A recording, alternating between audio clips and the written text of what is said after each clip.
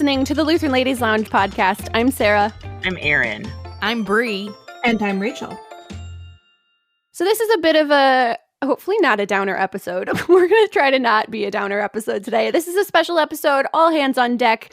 We did, back in, what was that, March or April, we did a social distancing episode. I believe that was the first episode we did when we were all sent home to work from home, and we didn't really know what life was going to be like at that point. So we all just kind of had a moment of catharsis together, and it was beautiful. And since we're coming up on a year anniversary that none of us wanted to have of 0%. being home, working from home, living socially distanced, masking everywhere we go, all of those things, none of us thought we would still be doing this a year later. It hasn't actually been a year yet. I've lost track of months. It's 10 a months? year. It's a year since COVID became a part of our daily reality. There Most you go. of the lockdowns didn't start until like mid-March. But it So entered our vocabulary. it did. It became part of who we are in our daily lives. So yeah, it's a year, but 10 months since we all locked down.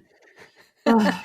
So we wanted to revisit this socially distanced episode, our socially distanced lives, take a bit of a step back, look at some of the really not so great stuff that's happened over the last 10 months, have some catharsis about the last year, but also find some of the silver linings and the joys that we've also had and some of the things that we've discovered about ourselves and other people that we want to actually continue when life ever returns to some sort of normalcy after, who knows?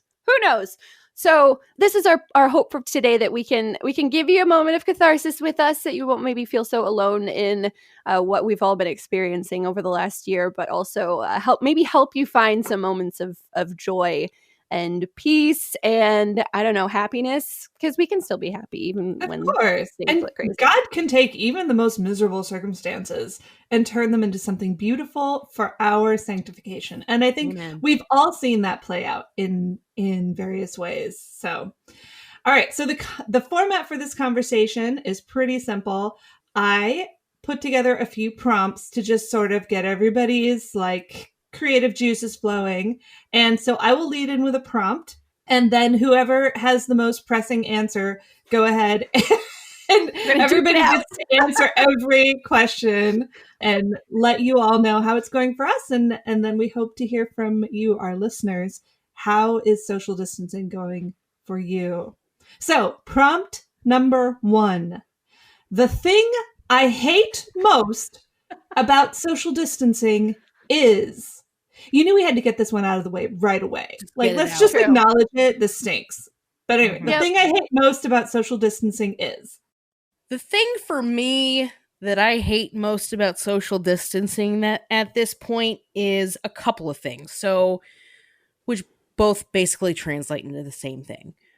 One is watching TV shows, which I've sort of picked up binge watching sitcoms for the last year, but watching shows from 2019 or earlier and having this visceral reaction of shock and awe to all of the touching between people and the lack of masks until I'm snagged back to reality to realize that, visual entertainment is not all contained in 2020.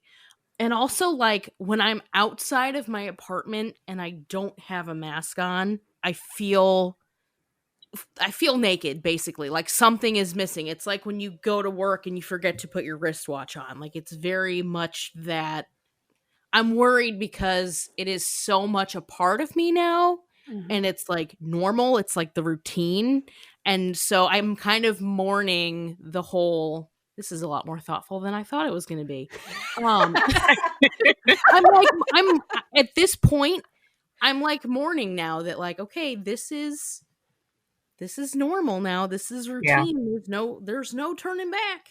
So, and how weird it's going to be when eventually we don't have to wear masks to not wear them. Even look like it's going to feel so weird. Because I feel you on that. If I take my mask off somewhere, I'm oh, my face feels weirdly naked right now because it's not covered. And you're totally right about the television shows. I mean, I can't even watch a scene from like Friends in a crowded coffee shop where they're all sharing the couch. It makes you uncomfortable. And then you realize, wait, stop. Come on. It's been thousands of years of human culture and civilization where being in each other's space was the way we lived. And 1 year, not quite, of it being the other way. So let's just keep that in perspective. Right.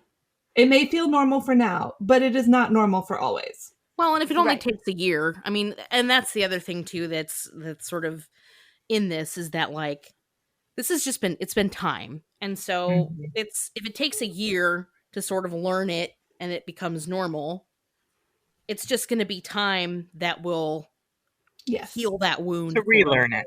Yep. Yeah. The time thing, that sort of leads well into my response. The thing I hate most about social distancing is the effect that it has had on my kids. And I say time plays a role here because for me, social distancing has been 1/40th of my life. For my youngest child, it has been 1/7 of her life. And that number just, and if we just discount the first 3 or 4 years where she has no memories, no real memories, it's like a quarter of her conscious existence is social distancing. And it has been like the effect on the kids is something that is going to take a long time to heal all the way. In our family, we've tried to really take a sort of sensible, moderate approach to social distancing where, we definitely follow all the guidelines and the rules and also the spirit of those rules to the best of our ability, but also really emphasize mental health for the kids because I have seen their spirits crumple over the last year, that they spend more time on screens. They have trouble getting up in the morning because why would they even bother? And they just automatically sort of assume that anything fun or exciting or meaningful, from swim lessons to visits with their grandparents, is not only out of the question right now, but will be always, because that's how kids think. Because right now it's always. It's like Narnia during the reign of the White Witch. It is. Yeah. Yeah. Oh. So I really, but it's not Christmas. Yep. It's been hard on me, but it's even been harder watching them navigate this crazy new reality. And I really hope, A, that it ends before too long, and B, that they recover. They and all their generational cohort don't have to carry around scars from this time. God is good and kids are resilient, but that's really stinks for the present, at least. I wrote down a whole lot of things for this, but I think as you guys are talking, it kind of all encapsulates this one thing that might be like super obvious, but I miss people. I hate not being around people. And it's kind of like, well, duh, because obviously we're not around people. But I think as a introvert, that has been a weird thing to realize, that I hate not being around people. And that has been a weird and a hard thing to come to terms with. I thought I was fine being on my own. I thought I was fine, being by myself, but I'm really not. And I hate being by myself. We moved during this period, so much of the first 6 or 7 or 8 months of social distancing, I was just consumed by the moving process, looking for a house, dealing with our realtor and looking at properties. So I was around people a lot just because of that process. And then when we moved, that all stopped in September. And then I was like, oh, I'm by myself and I don't have people. So like on this list of missing people, not being able to kneel next to people at the communion rail, that's probably at the top of the list. I mean, that's still, I still can't. I mean, it's been since March. That's not the same. It's just not the same to walk through the communion line. Just not the same. Not being able to sing in choir next to people, like the people together, and not being able to like go to the store and just chat with people, and you're not like, what, I can't hear you because your mask is on and you're mumbling under your mask and I can't understand. Like it's awkward, and because that happens. But like And all of these interactions with people, for someone who's socially awkward anyway, and an introvert anyway, and it just makes all of these interactions harder. You can't just like walk through a mall and feel the energy of the people because you're all trying to not be around people. and and like just randomly going over to some person's house, you have to think through, like, have they had COVID? Am I going to expose them? Maybe I've had COVID and I don't know, and I'm going to expose them. What is their comfort level? Am I even going to broach the conversation of what their comfort level is, because it's awkward? Like, hey, are you okay if I come over to your house, because maybe we'll infect each other? I don't know. Like, that is that is the worst part, because that was already so hard before all of this happened for me to reach out to people and to have people around. This added layer of awkwardness is just awkward. So I miss people. That's the worst part. Yeah, I think mine is very similar.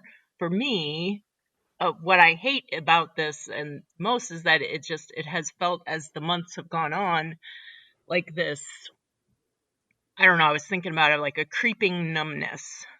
I am alone a lot.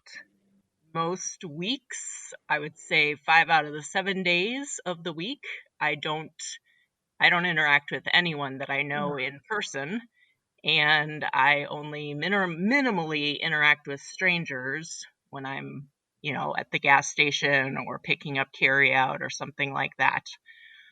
The other 2 days of the week have become incredibly precious to me because of that. On Tuesday evenings, I have supper with a family that I'm good friends with. They've got 3 kids, and we play a game after supper. There's a family devotion at the end of supper, and then we play a game, some sort of a board game or something usually. And then we continue doing a weekly Bible study. That's basically me and 2 other ladies, the mom of the family that I have supper with, and another friend. And so I get to see the 2 of them and talk and do Bible study together.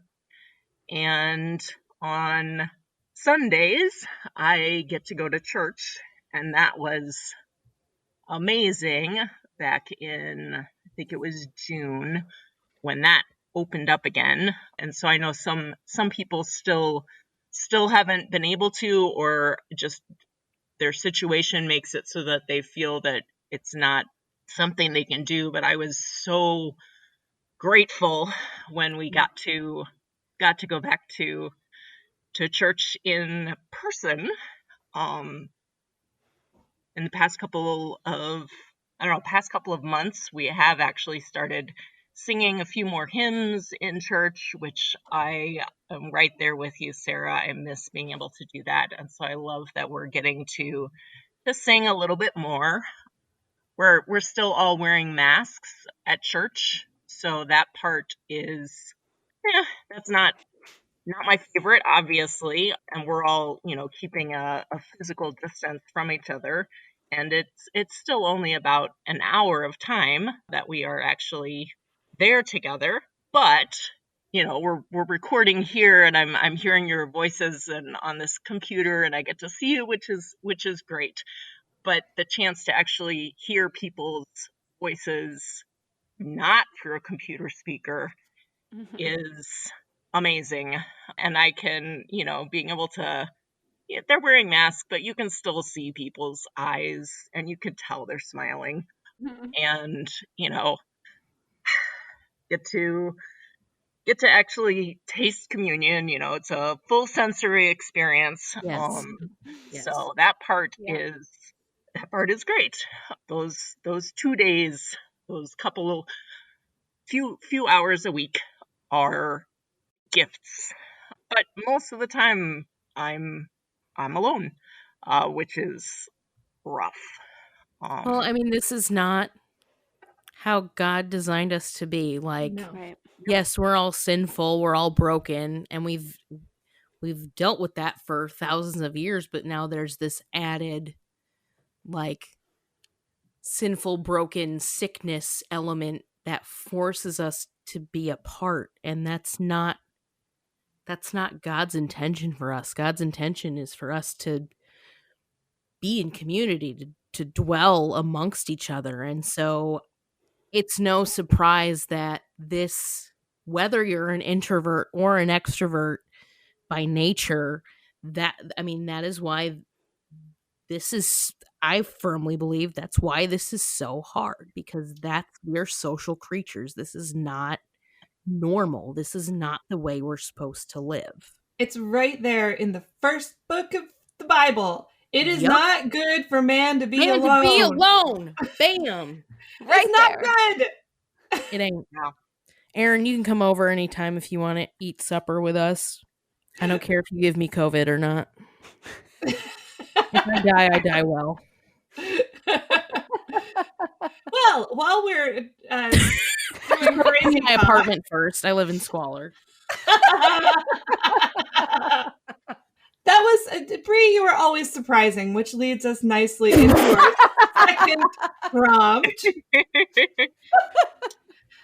I think all of us were surprised by COVID. All of us were surprised by social distancing and all the rest of it. I mean, coronavirus wasn't even in the vocabulary of anybody a year ago, unless maybe you're like an epidemiologist or something like that. But so this has been a surprising year. So here's your next prompt. Something that has surprised me about a socially distanced lifestyle is... I'm actually going to hop on this one first because it sort of bridges Erin's sentiments about, those 5 days a week where you don't see a whole lot of people because you're working from home. And what I had initially said was, I'm surprised at how actually active a sedentary job is. Like, I work a 9-to-5 office job, and if a normal day's worth of parking in the lot, going to my desk, walking around for meetings and stuff, I mean, that's 3,000 to 5,000 steps a day if I'm using Fitbit terms. Yep. And, if I made time to take a walk on my break or pop down into the gym to do, a half a mile or something on a break, I could easily hit that 10 or even 15,000 steps.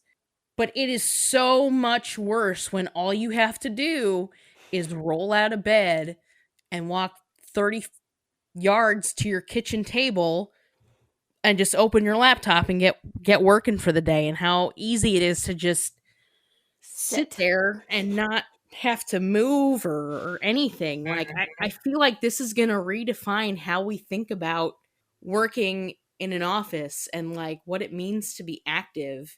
Like, on that note, with workplace, what surprises me is how much I miss my coworkers. Like, I used to be very like, okay, boundaries, you're a professional, don't be friends with people at work, just don't do it. And I think working at the IC, the International Center, has sort of softened me up to that whole, maybe to a fault, probably to a fault, definitely to a fault. It has softened me.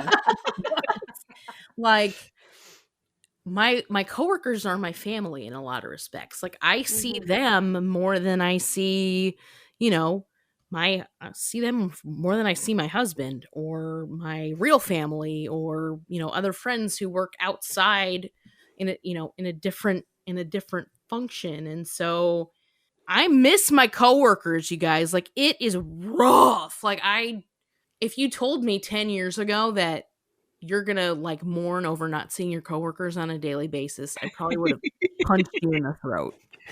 But like, it's true. Like, it's true. And it has been a surprise that yes, these people mean more to me than I would have ever thought. I don't know if I could go that far. No, I'm kidding. I love my coworkers. I mean, I co-host a program every day with my boss, so I get a whole you guys lot of are interaction. Don't even fool yourself. I get a lot of interaction with my coworkers just because of the nature of radio. So That's a little different in my situation. The thing that I was surprised about is that my Saturdays have not changed at all. It didn't matter like pre-COVID. So my husband works in retail. He works in a bike shop. Not surprising probably to anyone because we love biking. In retail life, you work Saturdays. It's just the way it is. So he has worked Saturdays for nearly our entire marriage. So I've been on my own on Saturdays for a very long time. And so I've always just had to like figure out what I'm going to do with myself, go for a bike ride, go grocery shopping, whatever, have to record our podcast. After COVID, none of that changed. Like I'm still by myself. I still have to figure out what I'm doing. I don't know. Some days on Saturdays that I forget that COVID is a thing because I still have to figure out where I'm going. I just have to remember to bring a mask with me. It's just, I don't know. Some parts of my life just kind of don't feel different. And I feel kind of weird about that. Like parts of my life are very different and other parts are zero different. And I don't know. I'm kind of okay with that. It's a nice normalcy. Okay to be okay with it. It's a nice rhythm. You're right though that it was. I think for people. I mean, I'm a homeschool mom. Mm-hmm. We spend most of our time at home anyway. The things that we do outside the home are really precious to us. So when we lost those, that was awful. But a lot of our days are about the same as they were, and that was kind of like both cool and kind of unpleasant to realize that. Before and after COVID, I still go try to only go grocery shopping once a week and spend an enormous amount of money on breakfast cereal. That is the same, but a lot of things they've changed, but it's changed under the surface. Like if you just looked at what your day looks like, maybe it's not that different for a lot of people. On the flip side, though, I really enjoy working from home. That was surprising. I wasn't sure that I was going to enjoy that because I like going into the office, but I love this flexibility of just 3:00. I can get up, I can walk away from my desk, go for a bike ride, come back at 5:00 and work until 7 when my husband comes home. Like that is pretty cool to be able to do that. Nice. I think what surprised me is once a lot of the activities that used to just be on my schedule fell off, like free time schedule. I was surprised by really just how much I really can entertain myself. And, whether it's doing karaoke in my dining room or playing a board game, I found out you can actually play a number of board games by yourself. Sometimes like an option where you're sort of playing against this other character, but you can also just, walk around to the other side of the table and take another move. I, for one, am not surprised by this at all. Not surprised. Erin, you are so awesome. I want to be your friend. No problem. You could be my friend.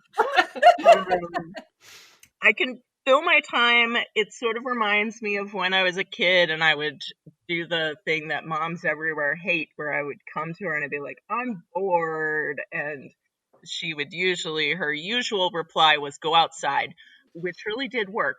But basically she was like, there's no reason for you to be bored. Go occupy yourself. And that still applies. And so I could, I am alone a lot and that is hard, but I find it's much healthier for myself if I don't dwell on that and be thinking about it all the time. It's good to think about it sometimes and to acknowledge it, but to just sort of wallow in it isn't so healthy. And so I can occupy myself and fill my time productively. Even my fun free time can be productive with games and such. I could hear moms everywhere, maybe not moms today, but moms from like a generation ago, just like hands on hips and saying, only boring people get bored.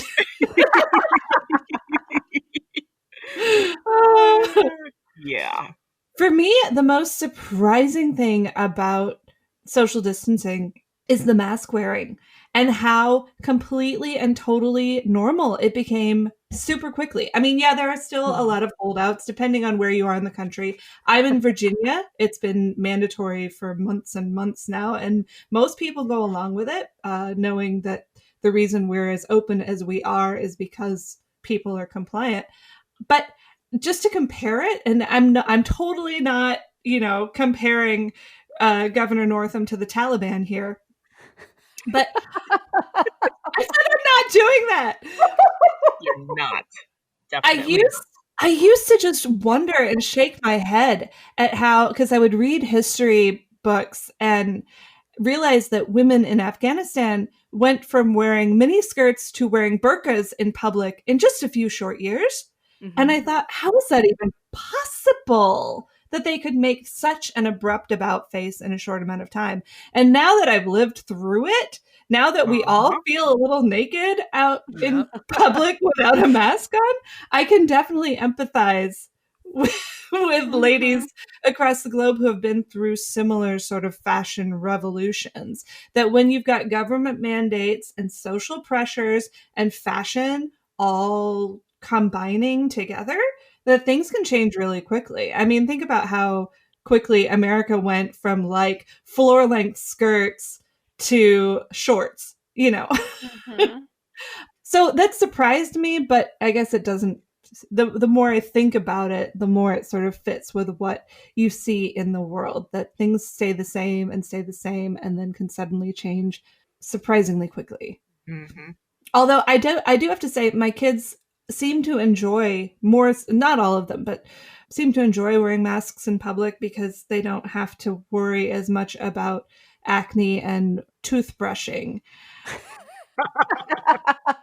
And as their mother, I have concerns about this, but I can also kind of relate.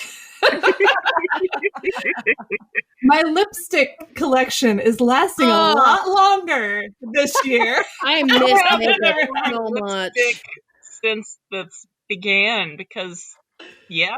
And that's like your signature move. I'm so mad about not wearing makeup. Yeah. My laugh lines have gotten much more creased in the last 6 months. I have forehead wrinkles now. Yep, from all of the like super hard smiling with your eyes that's going on. Oh, mine is stress.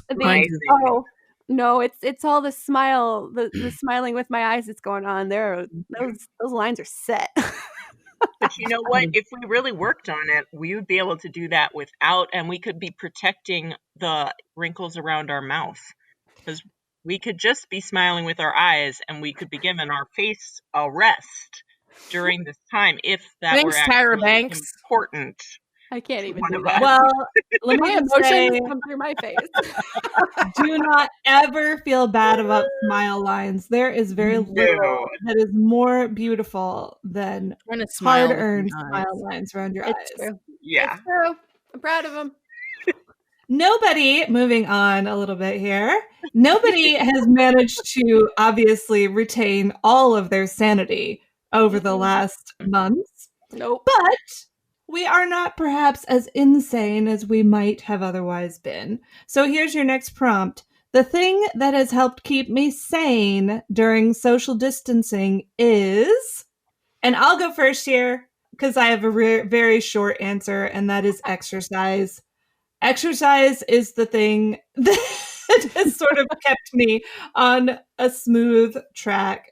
It's always been a mainstay of my mental health regimen, but even more so now, if I miss like a workout for 2 or 3 days, I am so on edge. It's ridiculous. So I like to say to my husband, some people say an apple a day keeps the doctor away. I say a workout a day keeps the crazy at bay.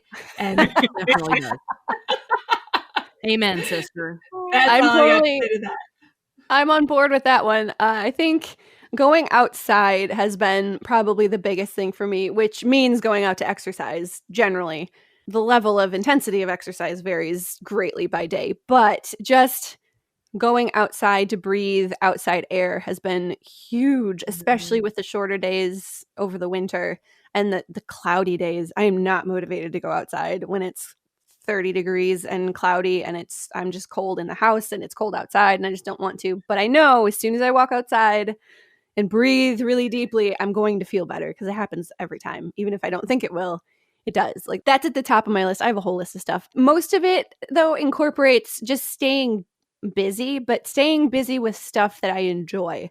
So identifying the stuff that I actually enjoy doing to pass the time and actually doing those things. So going outside, exploring the new place. We moved during this time period, so I've had a lot of new places to explore on my bike. So that's been my sense of adventure. I've had to pull that out of my bag to have an adventure and tour around all of Jefferson County on my bike, which has been a total shift from living, 5 minutes from downtown St. Louis prior to this. Audiobooks. Thank you to the Lutheran Ladies Lounge Book Club for making me love audiobooks. Amen. I am now like a lover of audiobooks, and there are some Saturdays when I'm here and I'm not planning on doing anything, I will just run through an entire audiobook in a day because I can, and it's awesome. Yep. Finishing projects and analog hobbies. I was knocking out projects at the beginning of this year because it felt so good to finally finish stuff. It was amazing. So that one's to you, Erin. Getting me to finish all my analog hobbies. So I need to find some more analog hobbies. And also sending snail mail. I love sending people letters. It is just so fun to we got a new stamp after we moved because we finally have a permanent address. So I got this awesome address stamp, and it's so fun to use it because I love it. And then writing someone's address and using a fun card and putting a stamp and walking out to the mailbox and putting the little flag up. I love it. I love the banana card. That's my favorite one so far. Finding the super fun cards that are just hilarious and love it. Very appropriate for everyone's personality. It's just so fun to know that someone's gonna get something in the mail in a couple of days. I don't know. It's just it's one of my favorite things. I think I'm gonna start trying to do pen pals. Yes. Everyone needs a pen pal. And intentional conversations. So actually starting conversations with people, even if it's on Facebook Messenger, which most of them are. But when I'm too in my head, reaching out to someone and just asking how they are, because even if we can't be all together, having that community, at least digitally, and conversing with someone and, talking through someone else's problems, it can help. It has helped. Well, along with some of what you were saying, I also find that getting outside, and for me, going on a walk, is essential to basically maintaining. I didn't realize it at the beginning of all of this, but it is my primary stress management strategy in my life. And during this time, at some point, there were a few days where, there were a couple weeks where I was not going on daily walks. It was more sporadic.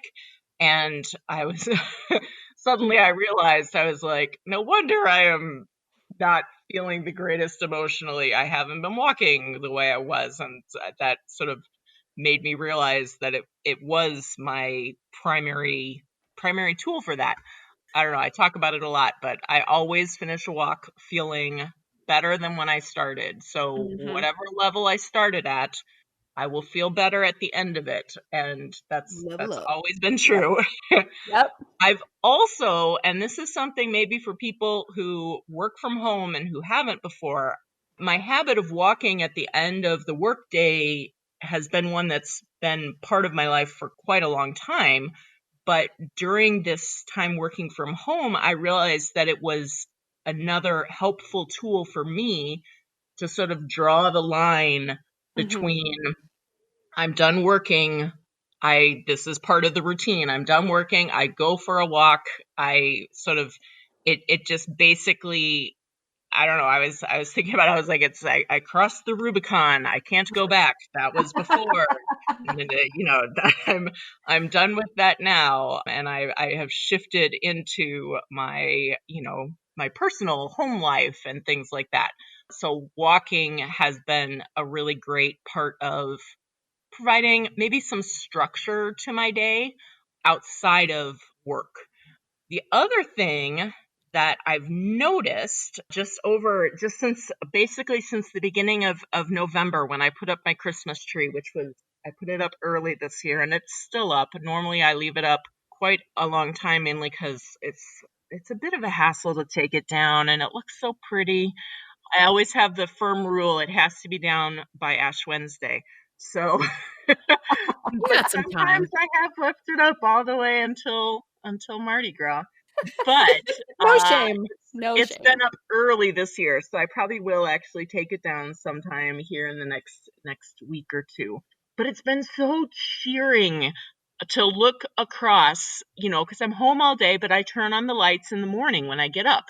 And so to look over and to see the Christmas lights has just been such a cheerful thing to see there. And so I've been like, maybe I need some other cheerful addition to add to my house. I mean, I've got art on the walls and I live in a colorful space to begin with, but I think I might need something else. So I don't know if you guys have any ideas, or maybe some of the ladies in the lounge will have a suggestion for what I should put in. It doesn't need to fill the same physical space as the Christmas tree, but something to just sort of brighten it up. A statue of me in marble. You put different hats on it based on the different seasons and holidays. Sweet.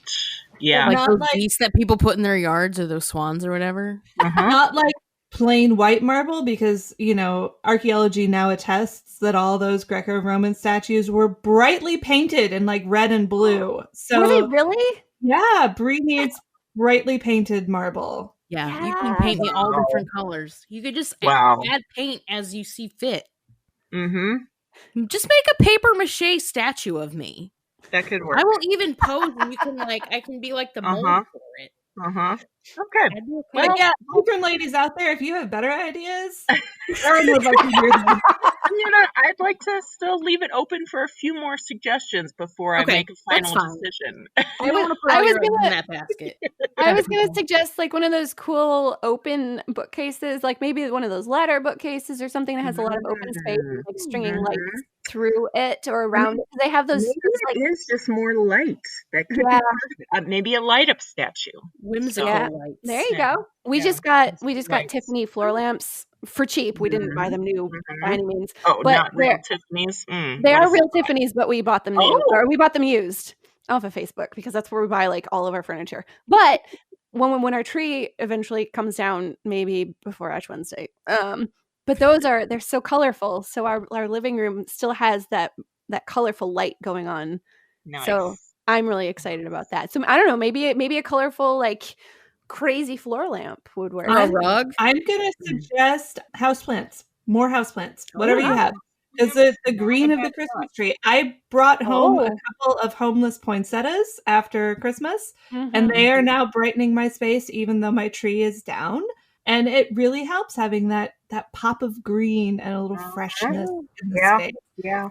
So the one thing that has kept me sane, and it's taken a variety of forms, is summed up in one word, and that is generosity. And I'm pretty sure I have bragged on people who contribute to the mission and ministry of the LCMS over the last year, like until I'm blue in the face. Like, brag some more, Brie. Just go ahead. I will. I'm going to. Here it goes. Is like, this year has been hot garbage, like absolute. However, like, it's instances like that of people like stepping up and saying, I want to help my church worker, or I want to help my pastor, or, I want to make sure that mission work can still continue through an LCMS missionary, despite any setbacks that there might be. I almost see it as these contributors like running into the burning building to help, as opposed to like just fleeing into despair and chaos, which I feel like is what most people are doing, but not us. And like, I am floored it's almost like I can't be surprised anymore, but it is heartwarming. It is emotionally moving to see everybody that we work with on a routine basis just like stepping up, whether it's giving more frequently in a year, going above and beyond what they usually are able to provide out of the goodness of their hearts, and because they know that there's going to be work done where we get to tell people about Jesus, has just been, it's been monumental. to see that even in such a dire time, like, we still have hope. And I think that is evidenced in a lot of the trends that I'm seeing from the people who don't make donations to the Lutheran Church Missouri Synod. I also myself have been trying to express my outgoing generosity as well. I'm not trying to toot my own horn or anything, but honestly, one of the things that gives me joy in life, period, is gift giving. Like, that is one of my favorite things to do. So I'll send people flowers. Like, I've surprised people with flowers. I sent one of our colleagues a breakfast meats basket. Just thank him. I'm sure you all know who that is. Just thank him for his help. For some issues we were having as a podcast group. My most recent gift that I gave as a surprise was 28 pounds of 1-inch bouncy balls. That was one of my coworkers that I sent that to. How many balls is that? 1,000 total. Okay. 1,000 bouncy balls. You know what? That's a gift that just keeps on giving right there. If you know me at all, you probably know exactly who I sent them to. And he knew right away. Like, his family was like, who would send you 1,000 assorted bouncy balls? And he's like, who do you think? And there was like this moment of like realization. Mm-hmm. But honestly, like, not to be the cliche, like, that's my love language. Like, I literally think that's my love language, and like being able to thank people and bless people with like neat little surprises or like 28-pound surprises. It just brings me a lot of joy, and it just reminds me that there's still good in the world. That sounds really worldly and stupid, but like, it's just a reminder that it doesn't. That, you have made guerrilla gift giving into an art form. Thank you. And I aspire to that. I don't think I'll ever reach those heights of bouncy ball goodness, but you never know. You never know. Just keep striving for greatness. You'll get there. Yeah. You're inspiring me to do guerrilla card sending. Do it. Yes. Definitely do it. I ask for your address. Uh-huh. If I have your address, beware. Beware.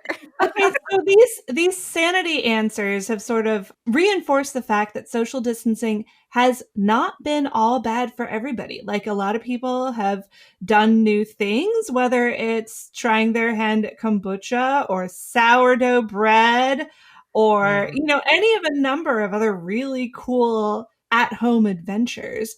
So our next prompt is this. One new habit or practice that I hope to keep going after social distancing ends is bird watching. What? That's awesome. I am not in like the take your telescope out to the woods and like purposely look for birds. I'm just saying I have never been a bird. Like, I could care less about birds. Not a thing. But then I had to work from home, and then we moved out into a way more rural place, and now I have a bush in front of my office window and an overhang in front of my office window, and there are cardinals that come and you sit. Have a bird feeder? That it was on my Christmas list this year, and I'm waiting to see if anyone bought me one. But like, if you would have told me last year that I would be putting a bird feeder and bird feed on my Christmas list this year, I would have told you you're nuts, because that is like the last thing on my list of things that I care about. But it's super fun to watch the birds come and land on the bush or the little ladder that's outside my window, and they just like sit there and look around, and they're just adorable. Also, I love cardinals. Yeah. Sarah, be careful, because I was where you are like 8 or 9 years ago. It gets worse. Oh, like no. one minute you're tossing birdseed into the shopping cart at Aldi, and then like it seems a moment later you're out on a walk with your husband and he starts looking at you funny because you're saying things like, "Oh, hello, friend. Who are you? Haven't seen you around here before." Then you wake up in someone's random cabin and there's 7 dwarves surrounding you, and you're like, how did I end up here? I mean, to be fair, I did name the bunnies that were running through our yard in our other house. So that happened. I haven't named any of these birds yet. But I do enjoy watching them now, which is totally not a thing that I was doing pre-COVID. So I have enjoyed board games, and I hope to be doing that more after this as well. I'm enjoying it solo now, but it'd be fun. And Sarah, there is a board game that I got myself for Christmas. It was going to be a present for someone else, and then I realized they would enjoy this other thing more and decided to keep it for me because I would really enjoy it. The game is called Wingspan, and it's all about birds, the birds of North America. Each card is a different bird. There's like 300 different cards. It's probably not even that many. I think it's more like 150 different cards, but they all have beautiful drawings of the bird, so you could learn about how to identify the birds. And there's a little trivia fact on there. Oh, it's a great game. Nice. Wingspan. I can identify cardinals and robins and blue jays. That's the extent. I like the colorful ones more than anything else, really, because I like color. The cedar brown ones are wrestling, boring. I've become familiar with that one now. The painted bunting. There's a lot of colorful birds that I never knew. The house finch and the purple finch and the gold finch are surprisingly beautiful. Get yourself some thistle seed and see what happens. Also, hummingbirds. I need to put some hummingbird feeders out because they're everywhere around here in the summer. They're amazing. You guys, she's already gone. We've lost you to the bird watchers. It's okay. Don't forget us. We'll be here when you get back. I'm never coming back. No, you should please come back. Don't surrender yourself to the birds. I, in general, want to stop seeing my phone as like my sole source of entertainment. Mm-hmm. I have left a couple of social media platforms that I'm on. At the rate things are going, I'm about to leave it like entirely, just everything, to pursue other things. I have been doing a lot more like audiobooking. That was a huge game changer for me because I cannot for the life of me sit and read a book. Me neither. Very much at all. So that's been huge, being able to like read new books and like really develop my love of reading again. Mm-hmm. Learning new things. I've tried a lot of new recipes this year. I got a couple of kitchen gadgets that's allowed me to sort of branch out doing different things. I've done a lot of art this year. So just like not, getting up, going to work, coming home, scrolling through Facebook, going to bed. Like that's not my routine anymore. And I don't want it to be my routine anymore. So that's what I hope to fill my life with some more enriching activities that are also entertainment. Yes. Maybe bird watching. Who knows? We can bird watch together. You can come over and sit in our backyard. Okay. And look at our forest. Yeah, there are so many things like that. I mean, I've always sort of been a hands-on analog hobbies sort of person. But I feel like several of my hobbies have gone to new heights this year, especially in the kitchen. My bread baking, my pie baking, all sorts of things like that. I've tried just so many more things from scratch, even than I would normally do. Mm-hmm. But the thing that I really hope more than anything to keep going in our home after social distancing ends is the family time. Because as painful as it has been to watch my kids' worlds contract, I personally have cherished all the quality time I've had with them. Like, my oldest is 16. She's not going to be in our home forever. And so the fact that we've had government mandated opportunities to spend lots of time together has been so precious to me. Even more so, you guys know this, that our family has faced back-to-back deployments with my husband. Mm-hmm. So he was only with us for like 4 months tops in all of 2020. Oh. And you think a pandemic's hard to go through. I can't even imagine. Under normal circumstances, that was a real challenge. But he was here for 4 months, and they were good months.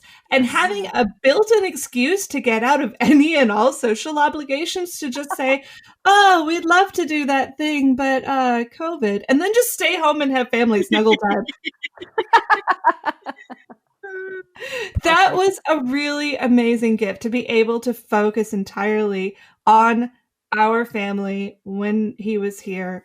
And even though I really grieved a lot about not being able to see extended family over Christmas, just because of the way everything worked out with not only COVID, but with his schedule and everything, which, military families are used to socially distanced Christmas all the time. Yeah. Mm-hmm.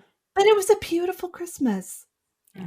We celebrated Christ's birth together with joy and love and cozy, warm goodness and lots of good cheese.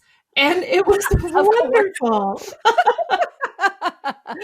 So I really hope that even as things open up and my kids are able to spread their wings a little bit more again and maybe flap around the edge of the nest, that we never lose the closeness that we've gained over the last year, that stays with us. Because that's something that we can keep going forever, I think. I hope. Yep. So I mentioned looking forward to kids spreading their wings. Let's end our conversation with a very almost dangerously optimistic prompt, because as of this moment, even with a vaccine being deployed as fast as governors can encourage healthcare people to put shots in arms, people. That was a literal quote this last week. I know, I saw that.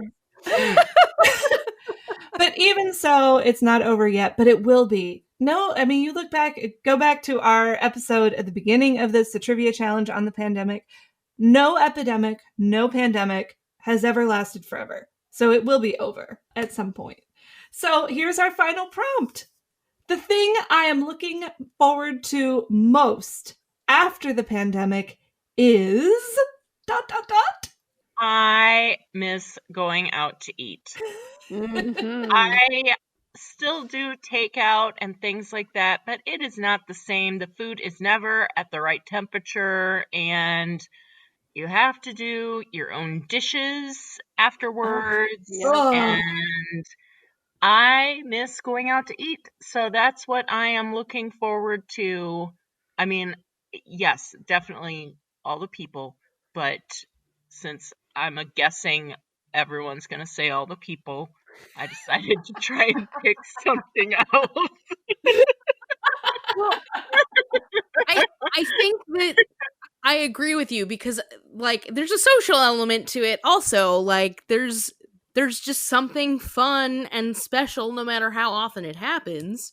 There's just something special about being able to go out with, 10 to 12 people to just like share a meal together. Like that's super fun. Like I don't care who you are. That's super fun. And so like for me, I'm totally on that. I'm on board that train, but also like parties, like I miss birthday parties. Like once this is lifted, my birthday party is going to be off the chain. Okay. Like I'm already planning it. Okay. It's not going to be this year. It might be next year. Who knows? But it's going to be amazing because, again, we're made to be with each other and celebrate and have good times.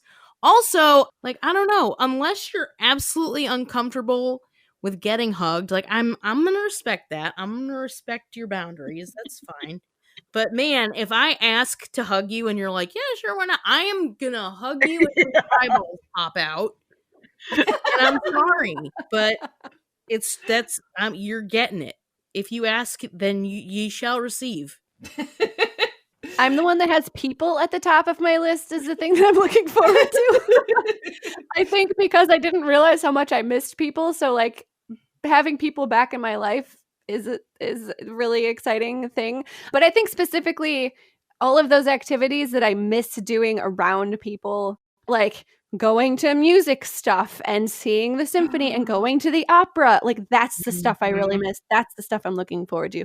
Being able to explore and have adventures without having to worry about distancing and masks, and if they're even open, all of those things, like that sense of adventure. I really miss that. We missed our trip, our anniversary trip to go see Wagner's Ring Cycle. I'm still mad about that. You should be. I want to go to Chicago and see the Lyric Opera. I miss road trips. We've had a couple of road trips towards the beginning of the pandemic because when it all started, we were actually in Michigan, and but they were guilty road trips. Yeah. You know, we have to get from point A to point B, and we're going to drive through everywhere, and 2-minute stops, wash your hands, here's some hand sanitizer. Not fun road trips. And then people look at you sideways like you have the audacity to take a road trip. Right? I miss extended family gatherings. When this all ends, we are going to put the fam in the car and hit the road and not come home until we've been all over the country and the kids have had a chance to give a Brienne Grozewski level bear hug to every last grandparent, uncle, aunt, cousin, you name it. Already. They're getting the hugs because Zoom stinks. Zoom is not where it's at.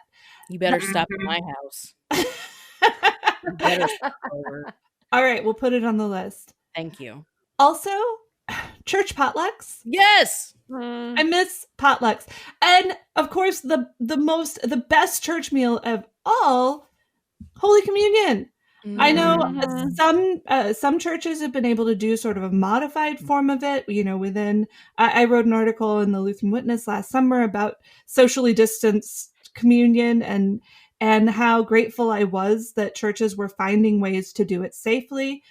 But I miss kneeling at the rail next to people. I miss drinking the blood of Christ out of the common cup and all of that incarnational fellowship with both our fellow church members and also Christ. All of that is so richly present in that. And yes, even if it's, mitigated, we get the spiritual benefit. And I'm so grateful for that. But I can't wait till it's back to being right again. That's going to be an amazing, amazing thing to look forward to. Singing, church, communion, potluck afterward. I'll bring the lemon bars or pies. Apparently I can bake pies now. Yeah, that gets a triple amen. And also seeing all the people who have had to stay away. Every one of our churches, even the ones that are, having those socially distanced services or those, safety mitigated communion experiences, there are some people who are staying away. Either because they're afraid or because they have to, or because, for whatever reason. And I think those people are going to come out of the woodwork when it ends, and it will be a joyful reunion, and there will be no reproaches, no, where were you? No, anything like that. Just come back and, isn't it wonderful? We're all together again. I can't wait. And then we can all cuddle the babies without people looking at you funny. I miss all the baby cuddles at church. Yes. Well, ladies, maybe you followed along these prompts with us. I think maybe we'll try to post these prompts in the group as well to get some discussion going and have some catharsis and joy all together when this episode posts, so that we can all have some community in our Facebook group all together. Find us on Facebook in our group, the Lutheran Ladies Lounge. You can find all of our podcasts at kfuo.org/Lutheran Ladies Lounge or on your favorite podcasting app. You're listening to the Lutheran Ladies Lounge podcast. I'm Sarah. I'm Erin. I'm about to punch COVID-19 in the face. And I've totally got your back. Hold me back. Hold me back.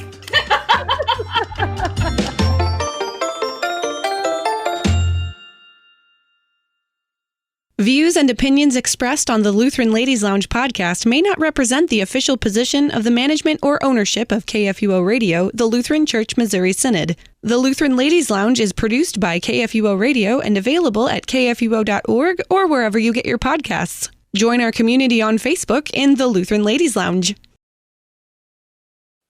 Nobody can see this right now, but Bree has been making ridiculous faces, attempting to smile with only her eyes. Yeah, that's not a smile. That's not friendly. Could you imagine that if I was with a face mask on, if I was looking at someone like